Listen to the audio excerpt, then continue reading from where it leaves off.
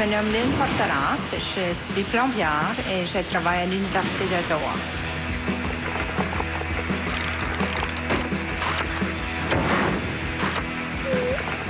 Nos journées sont jamais typiques. Ça varie tellement, là. Tout dépendant quelle demande qui rentre. On peut réparer des toilettes.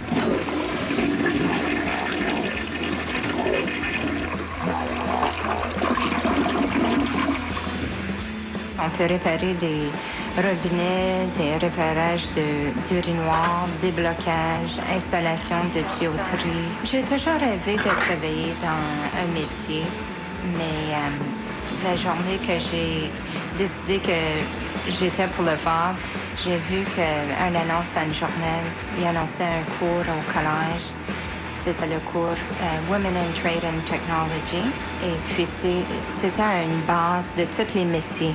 Le cours comprenait la plomberie, l'électricité, la soudure. Pour percer dans le métier de plomberie, il faut premièrement se trouver un employeur qui veut nous engager comme apprenti. Ensuite, on apprend le métier sur les lieux de travail. Ils nous payent pour apprendre le métier. En plus, on a 3 stages d'école à faire. C'est un total de 6 mois d'école. Je dirais les qualités pour devenir plombière. Premièrement, ce serait d'être manuel, avoir une idée comme mécanique. Il faut être en bonne forme physique.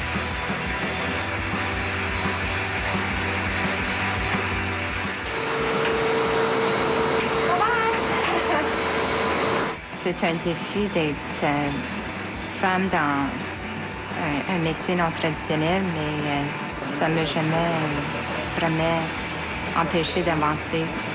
Oui, j'aimerais encourager les femmes de se lancer dans les métiers, mais j'aimerais aussi leur dire que c'est pas une vacance. Il faut s'attendre de travailler fort.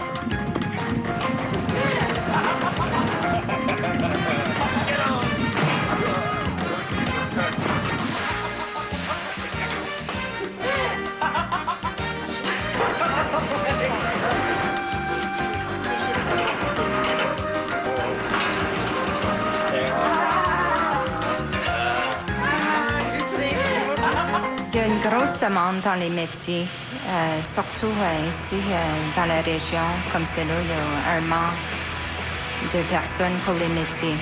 C'est un très bon gagne-pain d'être plombière. On fait un très bon salaire. J'adore qu'est-ce que je fais. Il y a des choses que je préfère, mais je peux pas dire qu'il y a quelque chose que j'aime pas. Même débloquer une toilette, ça fait partie de mon métier.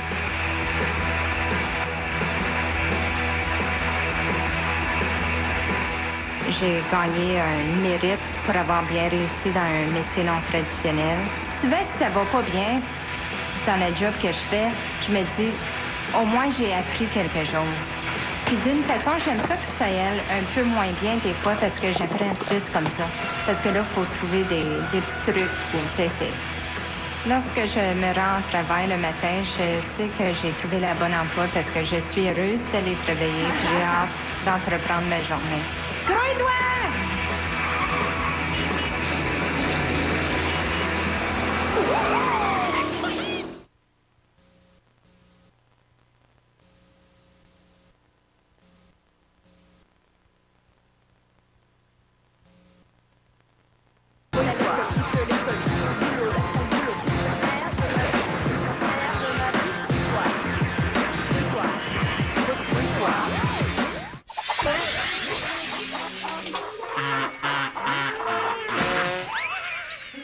Ok, je vais prendre la belle voix radiophonique qui vient du bas du ventre. Non, ça cause pas que je le fasse. Mon nom est tellement long à dire de toute manière. Pierre-Sébastien Pouliot. Je suis animateur chez Ubisoft.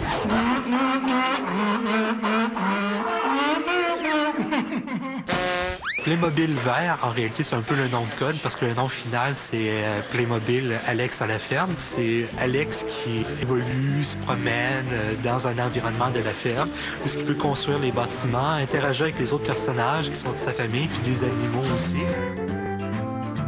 Mais j'aimais aussi la création. Bon, j'avais fait du théâtre, j'ai fait beaucoup de dessin, j'ai travaillé en graphisme un peu. Donc, je voulais aussi un domaine qui touche réellement à la création. Puis c'est là un peu que j'avais pris connaissance des cours qui se donnaient en 3D puis en animation. Fait que j'ai fait le saut, je suis embarqué là-dedans, j'ai pris le pari, je me suis lancé pour une formation intensive. Dans le département studio de production ici, il y a 2 groupes. Il y a les modeleurs et les animateurs. Les modeleurs, eux, ils vont s'occuper de créer tout ce qui est question d'environnement. Après ça, il y a les animateurs. Nous autres, on fait de la modélisation aussi des personnages, mais aussi des objets qui sont animés. J'aime pas faire toujours la même chose. Donc, il y a toujours de la variété qui arrive, que ce soit par des projets différents, mais aussi à l'intérieur du même projet.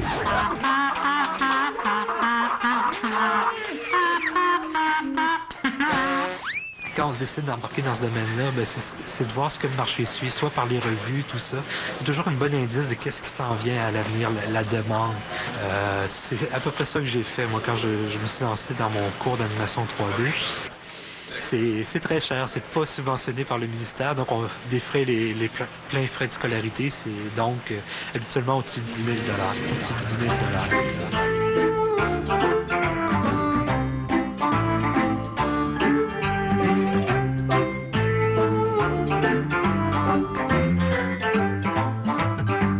Avant, il n'y a pas si longtemps, juste une connaissance technique supposons, de la 3D suffisait parce que c'était tout nouveau. Maintenant, ça a changé parce qu'il y a eu comme une explosion là-dessus. Il y a beaucoup d'écoles qui sont apparues. C'est pratiquement rendu une production de masse de personnes là-dedans. Donc, juste avoir une connaissance en 3D, c'est peut-être plus suffisant. Ben, eux autres, ils testent les jeux. Donc, théoriquement, on peut dire qu'ils jouent à des jeux à longueur de journée. Mais c'est pas aussi rose que ça. Il faut donc avoir un esprit méthodique, puis il faut être capable de remplir des rapports précis, puis essayer tout le temps possible de diagnostiquer le problème pour orienter ceux qui vont avoir à le corriger. Moi, en réalité, on peut dire pratiquement que je suis une vieille croûte parce que je suis au-dessus de la moyenne d'âge. Mais pas beaucoup. Je suis pas si vieux que ça. La moyenne d'âge est de 24 ans. Moi, j'ai 25 ans. Bon, ça prend peut-être une certaine maturité aussi pour travailler en équipe. Donc, des fois, il y a des gens qui ont des compétences exceptionnelles, mais c'est pas évident aussi qu'ils vont être capables de travailler sainement à l'intérieur d'un groupe. On se lance pas les yeux fermés là-dedans. Donc oui, j'avais examiné le marché, j'avais écouté les nouvelles, voir les compagnies.